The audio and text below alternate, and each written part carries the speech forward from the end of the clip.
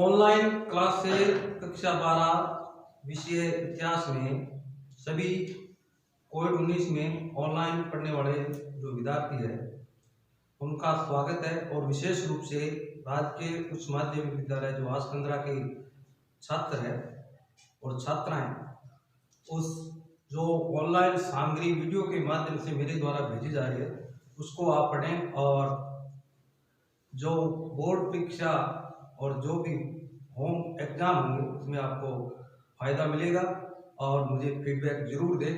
अपना जो इतिहास विषय है उसमें कक्षा 12 में भारत का इतिहास है और जो भारत का इतिहास में उसमें 7 लेसन है और 7 जो लेसन है उसमें से कोविड-19 के कारण जब विद्यालय नहीं खुले तो कुछ टॉपिक को हटाया गया है और वो जानकारी आपको दे दी गई है। उसके बाद जो 7 पार्ट है उसमें अपना जो पहला लेसन है वो है वैभवशाली भारत का अतीत।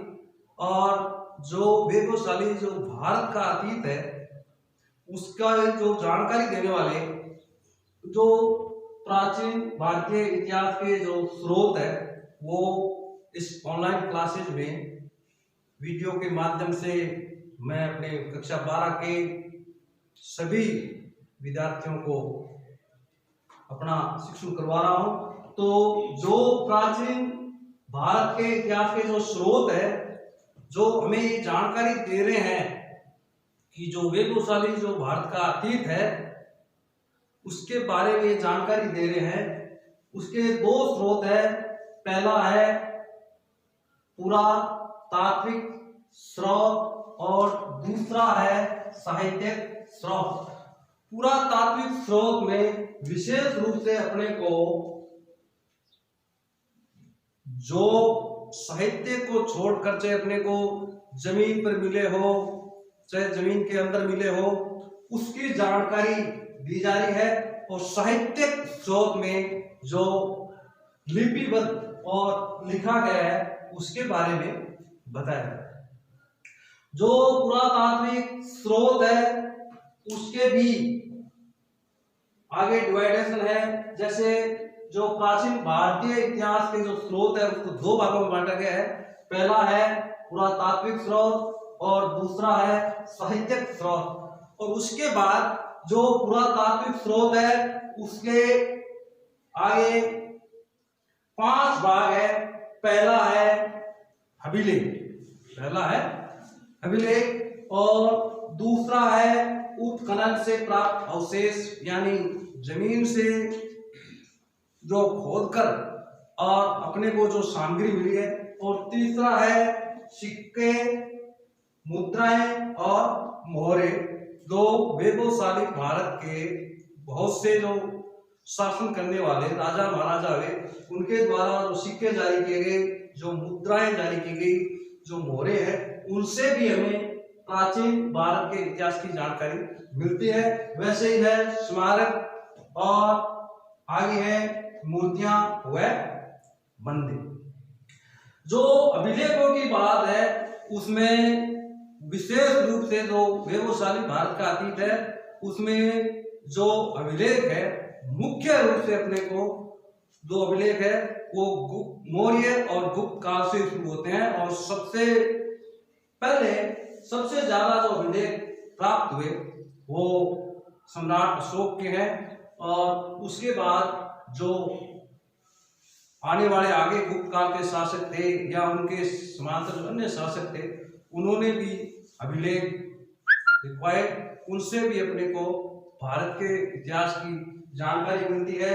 उसके बाद जहां जिन वैभवशाली जो भारत था उसमें जो राजाओं ने शासन किया उसमें जहां जहां बहुत सी सामग्री जमीन के अंदर दब गई उसको भी खुदाई के दौरान प्राप्त करके और बहुत से जो अपने को अवशेष मिले उनसे भी जो वैभवशाली जो भारत का अतीत था उसके बारे में जानकारी मिलती है कि ये कैसा था।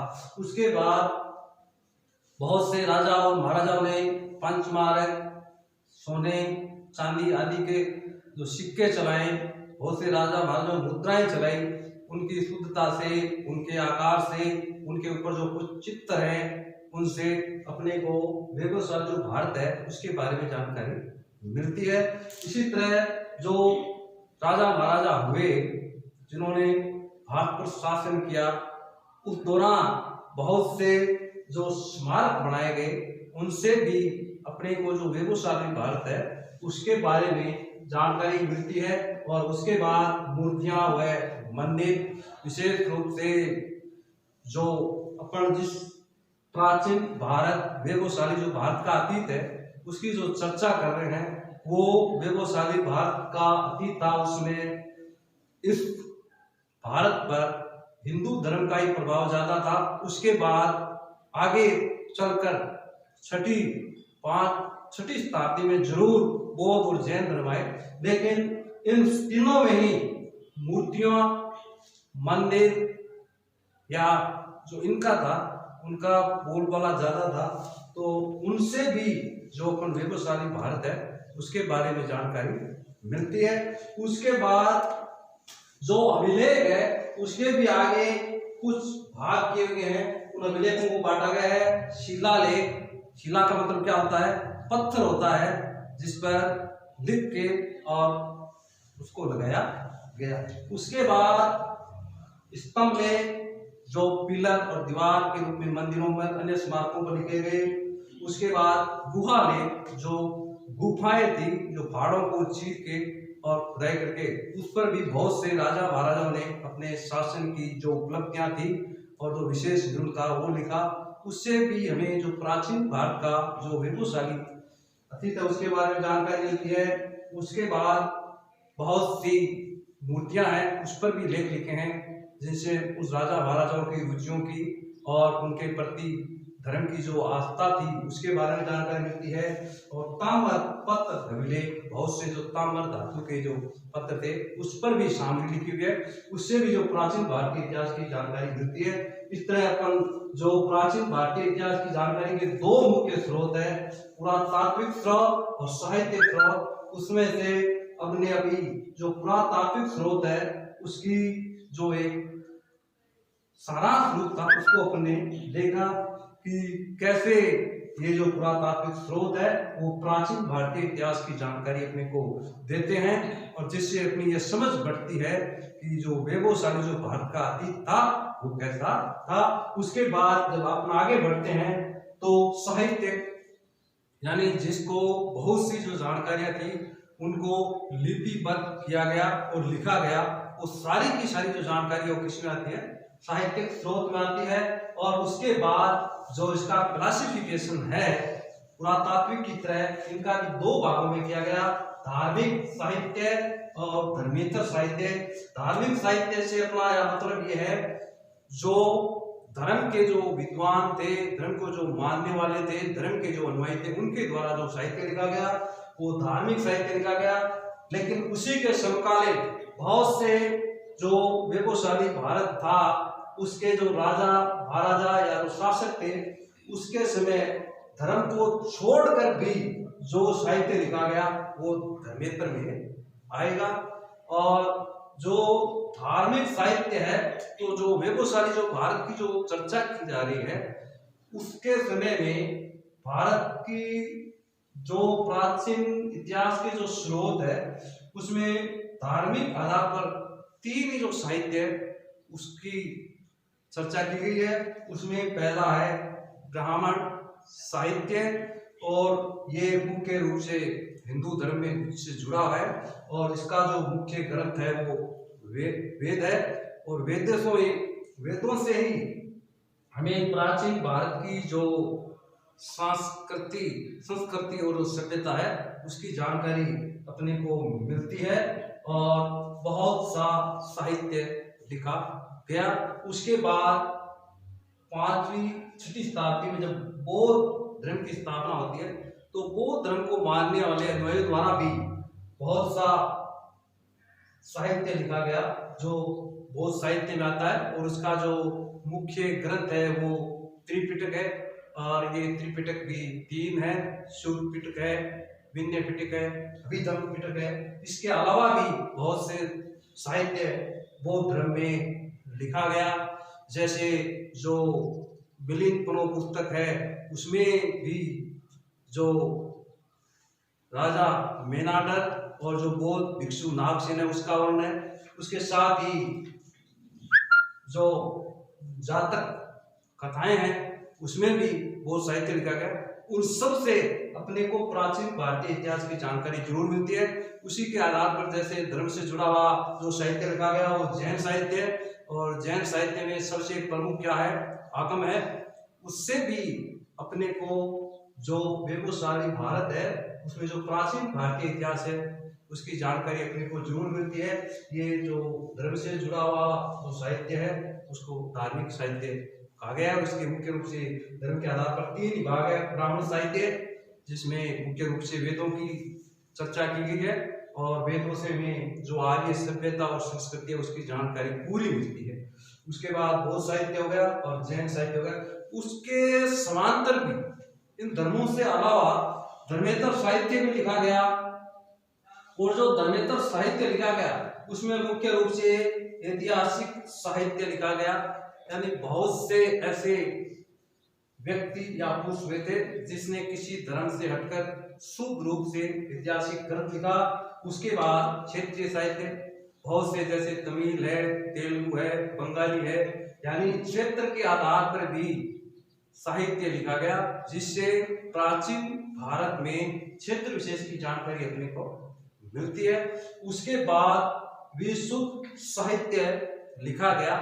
विशुद्ध का मतलब है पूर्ण रूप से शुद्ध है, और उसको किस रूप में लिखा गया है, काव्य के रूप में भी लिखा गया, नाटक के रूप में लिखा गया, और नाटक में ऐसी रूप में लिखा गया जिससे अपने को ऐसा प्रतीत होता है कि जैसे अपन आज भी उसको सजीव रूप में पढ़ रहे हैं। उसके बाद कथा, बहुत सी कथाएं हैं जिसमें जो राजा महाराजा बौद्ध भिक्षु या अन्य जो व्यक्ति थे उसके वार्तालाप का एकदम शुद्ध विवरण है। और उसके बाद नीति शास्त्र, ये विशुद्ध साहित्य के कुछ भाग है जिससे अपने को जो प्राचीन भारतीय इतिहास है उसकी शुद्ध रूप से जानकारी मिलती है कि वैभवशाली भारत का अतीत कैसा था।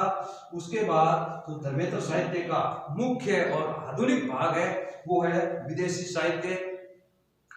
प्राचीन भारत में जो वैदिक सभ्यता थी, सिंधु घाटी सभ्यता थी, तो प्राचीन भारत था, उसके समय बहुत से विदेशियों ने भी साहित्य लिखा, और विदेशियों ने जो साहित्य लिखा उस साहित्य से अपने को जो वैभवशाली भारत का जो अतीत है उसकी जो जानकारी है वो बहुत ही समकालीन और स्थित जानकारी मिलती है कि अपना वैभवशाली जो भारत का अतीत था वो कैसा था। उसमें सबसे बड़ा जो विदेशी साहित्य है उसमें योगदान है यूनानी साहित्य का, और प्राचीन जो विश्व था और जिस वैभवशाली अपने भारत के अतीत की बात कर रहे हैं उसमें सबसे ज्यादा जो दार्शनिक और विद्वान हुए वो इसी देश में हुए, और इसी देश के विद्वानों ने अपना जो प्राचीन भारत था उसके बारे में भी बहुत कुछ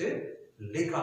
उससे आगे चलते हैं तो अपना पड़ोसी देश है चीन, उसके बहुत से विदेशी साहित्यकार प्राचीन भारत था उसमें भारत आए, और भारत आकर यहाँ उन्होंने बहुत से क्षेत्रों का भ्रमण किया, और अपने जो समकालीन जो शासक थे उसके जो राज्य थे उनकी यात्राएं की, और बहुत कुछ उसने लिखा जिससे अपने को भारत का जो वैभवशाली भारत का अतीत है उसमें प्राचीन भारत की बड़ी स्थित जानकारी मिलती है।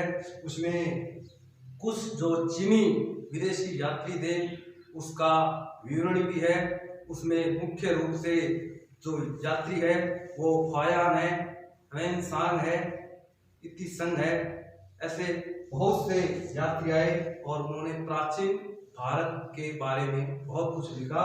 और उसके बाद मुस्लिम जब यहाँ पर मोहम्मद गोरी के समय भारत में इस्लामी जो आक्रमण होते हैं उनके साथ भी, इस्लामी आक्रमण के साथ ही बहुत से उनके साथ साहित्यकार और साहित्य को रचने वाले आते हैं। उसने भी भारत के बारे में बहुत कुछ लिखा कि जिस समय भारत पर जो प्राचीन भारत था उस पर जो मुस्लिम आक्रमण की शुरुआत हुई, उस समय समकालीन भारत कैसा था, और जैसे जैसे अपन आगे बढ़ते हैं और आगे बढ़ने के दौरान भारत पर जब विदेशी आक्रमण होते रहते हैं तो अपनी जो प्राचीन भारत है उसकी सभ्यता और संस्कृति को कैसे आघात पहुंचता है उसके बारे में जानकारी मिलती है।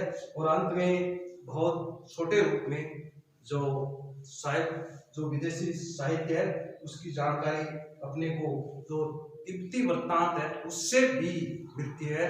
2 ग्रंथ भी है, कण्वर और तंवर, जिससे भी अपने को जानकारी मिलती है।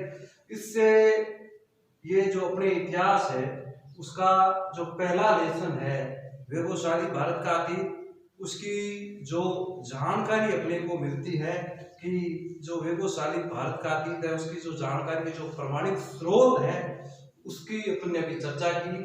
और चर्चा के दौरान हमने देखा कि कैसे कैसे इनका डिवाइडेशन है। तो आप सभी स्टूडेंट जो ऑनलाइन क्लासेज में इस वीडियो को देख रहे हैं और देखकर पढ़ने के बाद आप इस पर अपना चर्चा जरूर करें। विशेष रूप से राज्य के उच्च माध्यमिक विद्यालय आसकंदरा के जितने विद्यार्थी हैं वो ऑनलाइन क्लासेज में इसको जरूर अध्ययन करें और अपना फीडबैक जरूर दें ताकि आने वाले जो वीडियो है उसमें मॉडिफिकेशन किया जा सके। और आपके जो ऑनलाइन सुझाव आपके द्वारा दिए जा रहे हैं उस पर जरूर चर्चा होगी। और आगे जो ऑनलाइन क्लासेज में मेरे द्वारा जो भी वीडियो जारी किए जाएंगे उसमें इस वीडियो में जो त्रुटियां या कुछ जो कमियां है उसमें जरूर पूरा किया जाएगा। इसी के साथ आज का जो वीडियो है जो भारत का जो वैभवशाली जो भारत का इतिहास है कक्षा 12 का जो 7 पार्ट है उसमें पहला पार्ट था वैभवशाली भारत का अतीत, और उसमें जो मैंने आज ऑनलाइन क्लासेज में वीडियो जारी किया है वो है प्राचीन भारतीय इतिहास की जानकारी के स्रोत। इसी के साथ मैं इस वीडियो में अपनी जो जानकारी साझा की गई है इसको विराम देता हूँ। धन्यवाद।